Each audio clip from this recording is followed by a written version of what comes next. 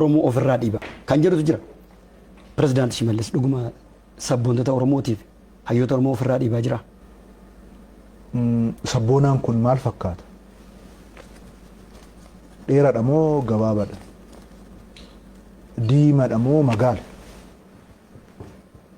Maal fakkaata? Madaalliin sabboonummaa kun maaliin? Mootummaan naannoo Oromiyaa mootummaa sabboontotaati. Uummanni Oromoo har'a kaabaa kibba bahaa dhiyaa jiru sabboonadha. Eenyutu sabboonaa tokkoffaa, eenyutu sabboonaa dhibbaffaadha.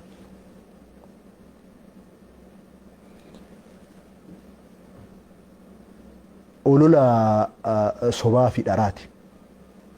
Amma rakkoo kan ta'e namni gaafa aangoo qabu dhimma dhuunfaa isaatiin biiziidha. Gaafa aangoo irraa ka'u immoo sabboonaa waan hin ta'eefi jedha. Maal jechaadha?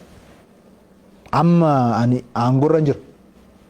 Gaafa aangoo irra jiru kan halkanii guyyaa hojjedhe uummata kiyya fayyadamaan godhu ta'ee boru gaafa aangoo kiyya irraa ka'u hatee sobee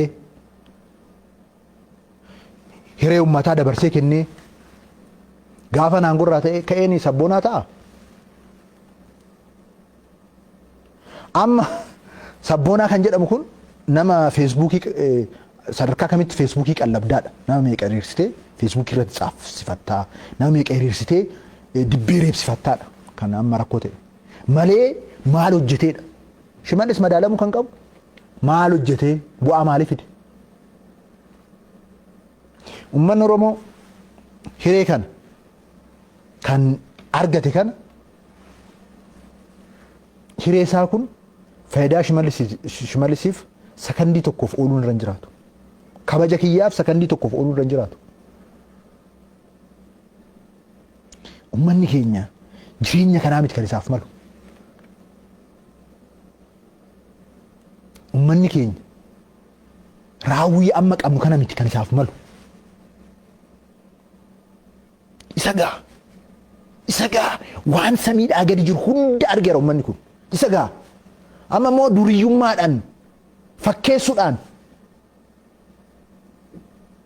maqaa isaatiin kakachuudhaan isa qorqaa hin ta'u. Isa qorqaa sabboonaa ta'uun hin ta'u. Hataa sobaa sabboonaa ta'uun hin ta'u.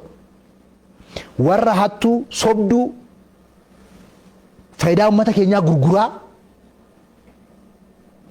sabboonaa fakkeessaa warra jiraachuu barbaadan xaragaa deemna ammas.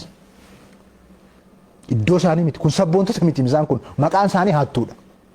Sabboontota miti isaan kun maqaan isaanii kijibdoota, sobdoota. Tokko tokko immoo inaafatu isa maraacha. Inni akkasiisu sabboonaa oduu hin taane inaaftuudha. Sabboonaan ofiin oduu hin taane, dhimma dhuunfaa isaatiin oduu hin taane, dhimma sabaa isaatiif waan nama dhaabbatedha. Kan saba isaatiin boonuu jechaadha miti maqaan isaayyuu.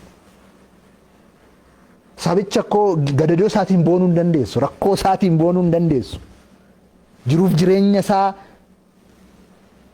gadaanaa ta'een boonuu hin dandeessu.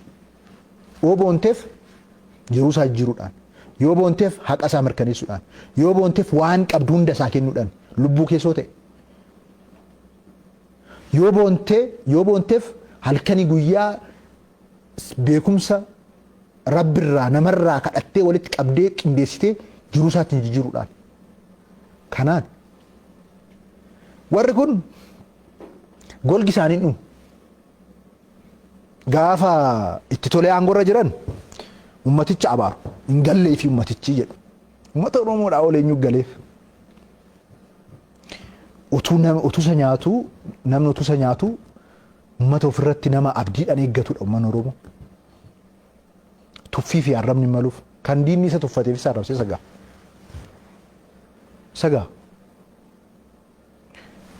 Gaafa aangoo irra jiru rakkoo isaa rakkoo uummataa godha. Uummanni Oromoo akka waan jijjiiramne uummanni Oromoo rakkoo Shimallis malee rakkoo uummata Oromoo miti.